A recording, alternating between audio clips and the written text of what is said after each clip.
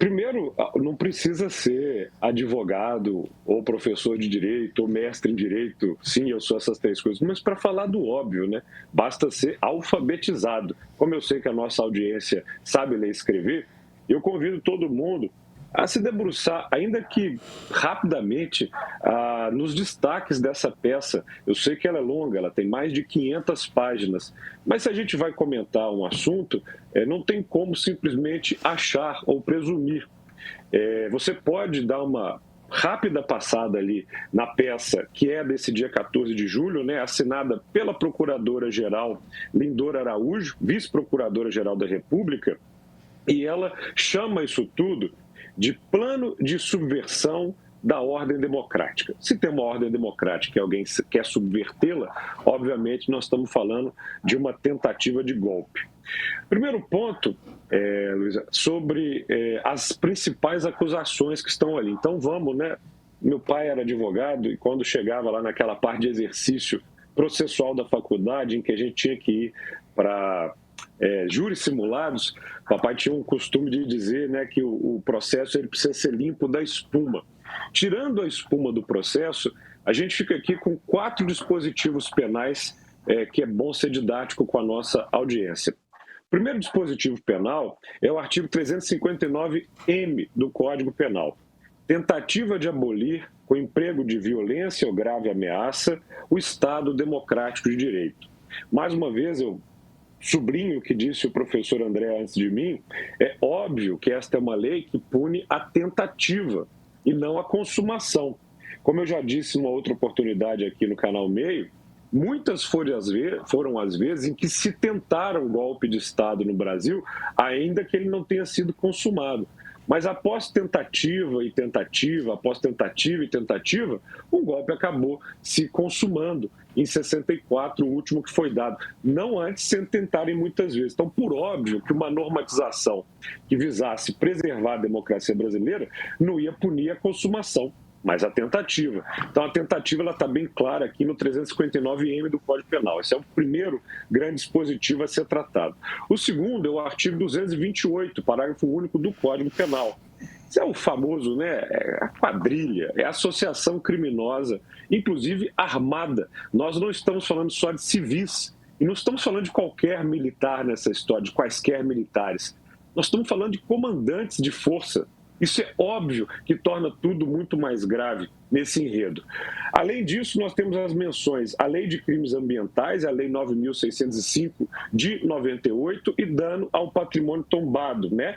Que é o artigo 163 do Código Penal. Isso muito especificamente em razão dos atos de 8 de janeiro.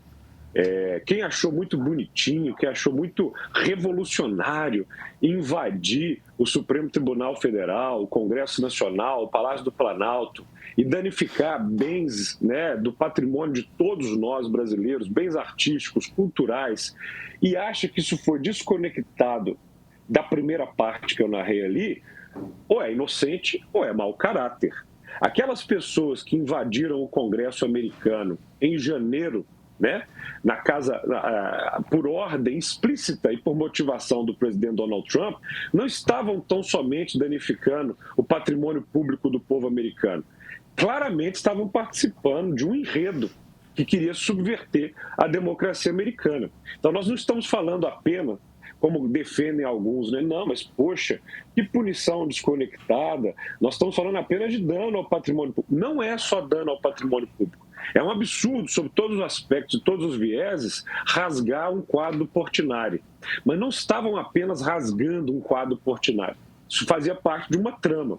Então, esses são, né, os dispositivos penais que sustentam a peça da Procuradoria-Geral da República.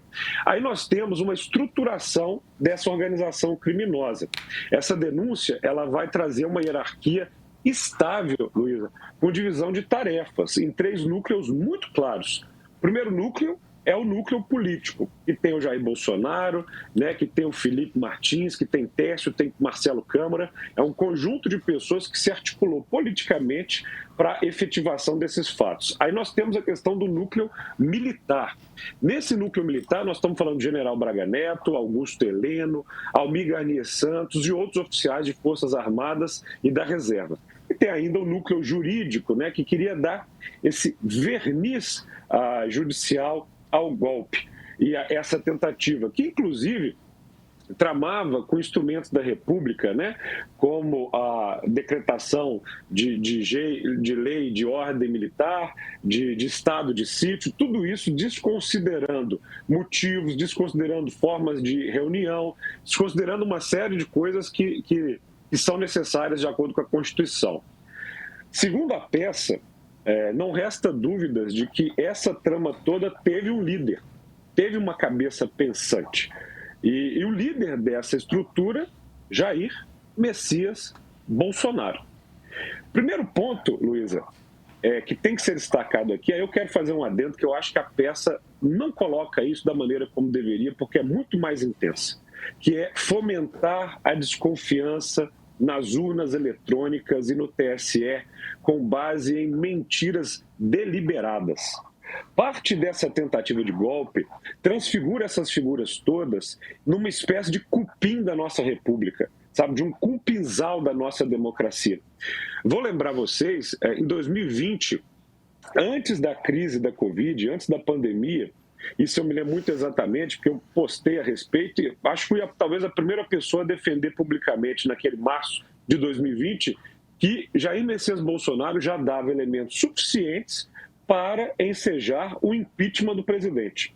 Por quê? Porque ele, investido do cargo de presidente, não é um tio do Zap, não é uma pessoa na esquina, falava publicamente que as urnas brasileiras foram fraudadas. E isso da eleição própria, né? Além de criminoso, também contraditório no sentido que ele mencionava que a eleição que o colocou no cargo foi feita com urnas fraudadas. Isso eu insisto, não era um tio de Zap, não era um sujeito na esquina, era um presidente da República. E não só falava uma mentira, como atacava um poder, porque se há fraude eleitoral, ele estava visivelmente afrontando o artigo 84 da Constituição e afrontando o Poder Judiciário, e acusando o Poder Judiciário de um crime que nunca foi cometido, e ninguém nunca provou. Ou seja, todas as audiências para as pessoas falarem que as urnas têm problemas nunca resultaram em nenhuma prova sequer que há problema nas urnas eletrônicas brasileiras. Pelo contrário, nosso sistema eleitoral é exemplo para o planeta todo, né? Então, esse ponto aqui ainda tem muitas outras provas que não estão nessa peça de 500 páginas aqui, porque desde 2020, antes da pandemia, durante a pandemia e depois da pandemia, Jair Messias Bolsonaro sempre tentou incutir na cabeça das pessoas que as urnas eletrônicas brasileiras têm problemas. E quando você cria isso, você está, na verdade, encharcando o terreno. Você está dando para o povo brasileiro os insumos para que eles acreditem que a nossa democracia não é calcada num sistema eleitoral que de fato funcione. E isso é muito grave. É gravíssimo quando vem de um presidente. Depois, um outro ponto que está aqui na peça é o patrocínio dele a reuniões com militares de altíssima patente para discutir alternativas ilegais aos resultados das eleições, né? Para mim, uma cena robusta disso tudo é aquela coletiva, né, com os militares ladeando ele, para mais uma vez criar dúvidas sobre as urnas eletrônicas, sobre esse processo todo. E aí vem a materialidade muito clara, que é apreciar e guardar minutas de decretos de estado de sítio, que eu mencionei anteriormente, e a garantia da lei da ordem, a GLO, em conteúdo completamente inconstitucional, como a prisão de ministro da STF e anulação de pleito. Isso é concreto. Quem não leu ainda essa minuta, gentileza, está disponível na internet e nos autos. São minutas que estimulam, por meio de discursos, ações violentas e golpistas, e que, em última instância, fizeram algumas pessoas irem para a Praça dos Três Poderes, não apenas quebrar vidraças e danificar o patrimônio público, mas dar a estética do golpe. Luísa, não teria 64 sem gente na rua, sem manifestações que foram diversas para apoiar aquilo tudo que aconteceu. E vamos lembrar, aqui em Belo Horizonte, na Avenida Raja Gabalha e no Brasil inteiro, tinha essa gente nojenta acampada na porta de quartel, gritando: Forças Armadas salvem o Brasil. O que é isso? Pois é, Era o Gabriel, quê? eu vou te Salvar do interromper quê? só para trazer o comentário da Tatiana Salles aqui, que está lembrando exatamente isso. O povo tinha cartazes pedindo golpe, acampamento. Até sumiu a mensagem dela aqui. O acampamento era grande, Uhum. eles queriam mesmo ver o circo pegar fogo. Tinha até vendedor de churrasquinho com carro de som tocando o hino nacional. E sobre o que você falou das urnas eletrônicas agora há pouco, que já tem gente dizendo aqui também, se não me engano foi o Marcos Rigon que falou, ele disse que só precisava melhorar o sistema.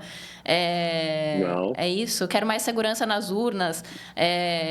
disse isso não. Exatamente. Disse E isso não, mentira. tanto que nos depoimentos, eles chegaram a falar sobre isso. O que eu me lembro de cara é do depoimento do Mauro Cid, dizendo, olha, esse discurso realmente aconteceu, mas não havia nenhuma prova, não havia nenhum indício, né, de fragilidade do Não, sistema e eleitoral. te lembro um fato constrangedor para as próprias Forças Armadas, que isso foge completamente ao escopo, né, de Exército, Marinha e Aeronáutica, verificar qualidade de urna eletrônica, e isso aconteceu. O Tribunal Superior Eleitoral abriu seus códigos-fontes, abriu as urnas eletrônicas para que militares fizessem esse tipo de investigação. Desde quando, entre pintar meio-fio e combater forças inimigas estrangeiras, está a função de verificar a qualidade das urnas eletrônicas? Qual é a disciplina na Academia Militar das Agulhas Negras, ou no Colégio Naval, ou na Academia da Força Aérea, você aprende a código-fonte de urna eletrônica? Desde quando isso está no escopo do artigo 142? Isso não faz o menor sentido, foi constrangedor. E, claro, eles sempre tentaram dar uma base robusta, elementar de dados a essa ideia de que as urnas foram fraudadas.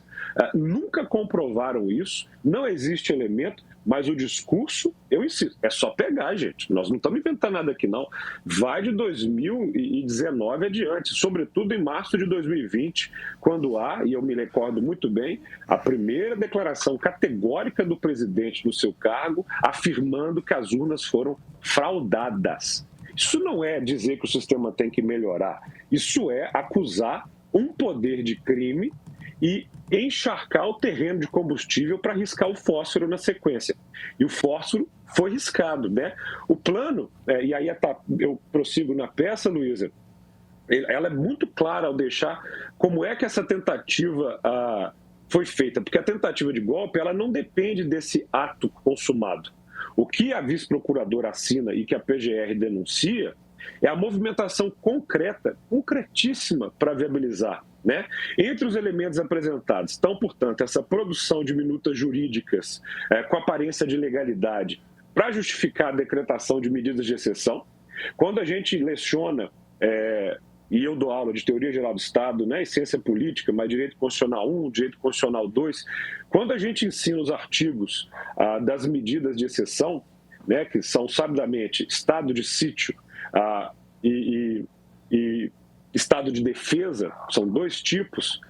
Gente, mas você ensina isso num cuidado, né? Ou seja, olha, isso daqui não é uma trivialidade. Decretar estado, nós estamos falando de suspensão de habeas corpus, nós estamos falando da possibilidade de invadir prédios e acabar com propriedade privada para uso nacional, nós estamos falando de prisões deliberadas, nós estamos falando do final da possibilidade de associação das pessoas, do fim do sigilo de correspondência. É um estado gravíssimo. Na hora que alguém decreta isso, de duas uma, ou nós estamos em guerra, ou o Brasil está passando por uma comoção civil de altíssima periculosidade e temperatura que justifique isso. E daí vem a necessidade estética de colocar gente quebrando tudo em Brasília. Justamente falar, olha aí, olha a situação. Aquilo dali acabou acontecendo, né, em 6 de janeiro, e aí já vi uma percepção minha. A ideia era, obviamente, fazer com que acontecesse antes. Né? As pessoas já estavam nas portas de quartel há mais tempo. Então, nós temos a produção dessas minutas jurídicas com aparência de legalidade. Temos as ameaças públicas, inclusive contra o STF e o TSE. Aliás, ameaçar STF e TSE é coisa useira e vezeira nessa família. Depois da eleição, eu vou lembrar aqui, o senhor Eduardo Bolsonaro, eleito pelo povo brasileiro para fechar o Supremo você precisa de um cabo e de um soldado. Ele estava errado, redondamente errado. E ficou bem evidente o erro dele agora. Ele está foragido, não é... Está achando que é quem? O general de Gaulle comandando as forças aliadas na França a partir de Londres? Negativo. Não tem nada de exilado e de herói. É um fugitivo covarde que, aliás, não está comandando resistência alguma. Está lá curtindo num parque de diversões com a família, enquanto tem muito trouxa aqui achando que ele é herói, né? Fugitivo.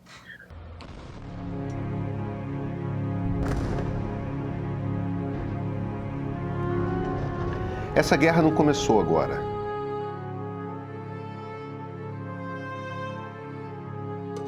Não começou nem em 1948, quando o Estado de Israel foi criado.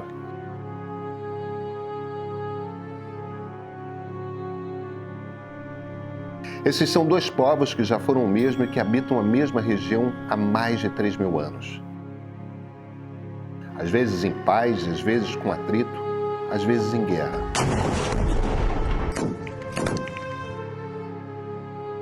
A versão atual nós chamamos de conflito Israel-Palestina. Nós não temos conversado sobre esse conflito e precisamos conversar.